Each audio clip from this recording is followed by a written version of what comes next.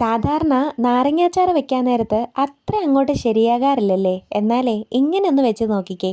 നാരങ്ങ ഇതേപോലെ നന്നായിട്ട് കഴുകി തുടച്ച് അപ്പച്ചട്ടി വെച്ച് ഒന്ന് ആവി കയറ്റിയെടുക്കണം. ചിലയിടങ്ങളിൽ വെള്ളത്തിനകത്ത് ഇട്ട് വേവിച്ചെടുക്കുക ചെയ്യുന്നത്. നമ്മൾ ഇതേപോലെ ആവി കയറ്റിയാണ് എടുക്കുന്നത്. ഒരുപാട് നേരം വെക്കണ്ട, ഇത് വിണ്ട് കീറാൻ തുടങ്ങുവേ. നാരങ്ങ നാലായിട്ട് അരിയുന്നവരും ഉണ്ട്. ഞാൻ ഇതേപോലെ ചെറിയ കഷ്ണങ്ങളായിട്ടാണ് അരിഞ്ഞത്. ഇതിനു വേണ്ടിയിട്ടുള്ള പൊടികളെ 1 സ്പൂൺ മഞ്ഞൾപ്പൊടിയും കളറിന് വേണ്ടി ഒരു 3 സ്പൂൺ കാശ്മീരി ചില്ലിയും, അച്ചാറുപൊടി ഞാൻ കിച്ചൺ ട്രഷറിൻ്റെയാണ് എടുത്തേക്കുന്നത്, അത് ഒരു 3 സ്പൂൺ ചേർത്തോ കേട്ടോ.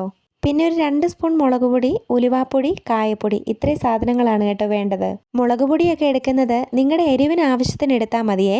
എന്നിട്ടേ ചട്ടി അടുപ്പത്ത് വെച്ച് ഞാൻ നല്ലെണ്ണയാണ് യൂസ് ചെയ്തേക്കുന്നത്. അതൊഴിച്ച് കൂടത്തിൽ കടുക് വിട്ട് ഒരു 2-3 ഉലുവയും കൂടെ ഇട്ട് അത് പൊട്ടിയതിന് ശേഷം പച്ചമുളക്, കറിവേപ്പില, ഇഞ്ചി, വെളുത്തുള്ളി ഇത് ചേർത്ത് നന്നായിട്ട് മൂപ്പിക്കണം.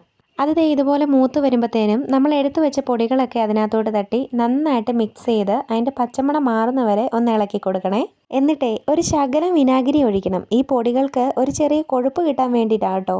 എന്നിട്ട് അത് നന്നായിട്ട് തിളച്ച് കഴിയുമ്പോൾ നമ്മൾ അരിഞ്ഞു വെച്ചിരിക്കുന്ന നാരങ്ങ അതിനകത്തോട്ട് തട്ടി ഇതെല്ലാം കൂടെ നന്നായിട്ട് ഇളക്കി ഒന്ന് മിക്സ് ചെയ്തെടുക്കണം.